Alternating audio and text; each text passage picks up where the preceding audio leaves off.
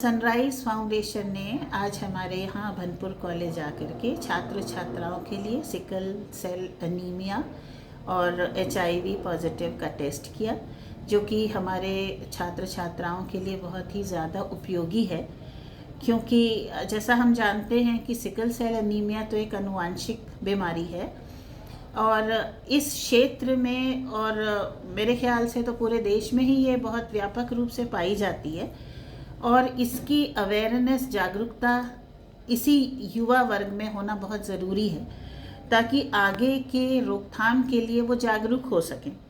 तो sunrise foundation, जो कि एक देशव्यापी NGO संस्था है, उसकी छत्तीसगढ़ ब्रांच ने हमारे कॉलेज में आकर के ये पहल की कि युवाओं में जागरूकता फैला सके। और इसमें उनका प्रमुख उद्देश्य ये है कि जागरूकता के साथ साथ वो उनको एक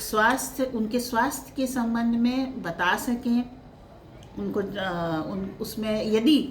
वो ये बीमारी उनमें पाई जाती है तो आगे के लिए उनको क्या करना है, कैसे क्या पोषण लेना है, क्या दवाइयाँ लेनी है। इनफैक्ट वो दवाइयाँ प्रोवाइड भी कराते हैं बच्चों को, और उनकी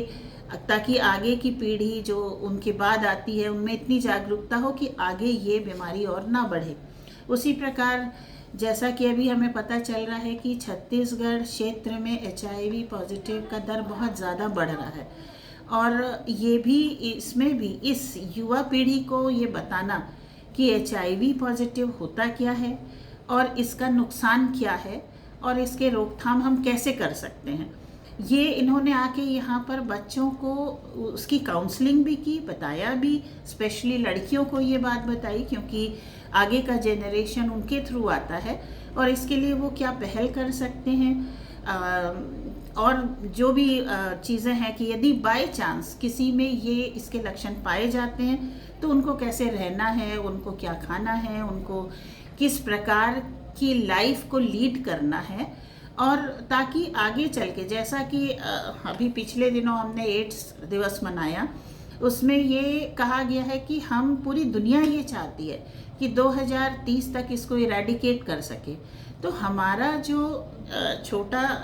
स्टेट है और अगर उसमें ये दर बढ़ रही है तो ये हमारे लिए अच्छा नहीं है। तो यदि हम इस युवा पीढ़ी को ही यहाँ पर प्रेरित करेंगे, समझाएंगे और इसके जो नेगेटिव एस्पेक्ट्स हैं उसके बारे में बताएंगे, तो ही हम आगे अपनी पीढ़ी को इस बीमारी से निजात दिला सकते हैं। तो मेरा आज बहुत साधुवाद है सनराइज़ फाउंडेशन को कि वो हमारे यहाँ आए, हमारे संस्था में उन्होंने करीब 4-5 घंटे 160 के करीब बच्चों का परीक्षण किया, टेस्ट किया और उनमें जागरूकता फैलाई। बहुत आगे भी वो ये काम करते रहें, ऐसे मेरी उम्मीद है, अपेक्षा है, और हमारे यहाँ वो आते रहें, आसपास जाते रहें। बहुत बहुत धन्यवाद उनका और बहुत शुभकामनाएं, ताकि वो आगे भी इसी प्रकार का अच्छा कार्य करते रहें हमारे बच्चों के लिए, हमारी युवा पीढ़ी के लिए, हमारे समाज के लिए और हमारे प्रदेश के लिए। Thank you.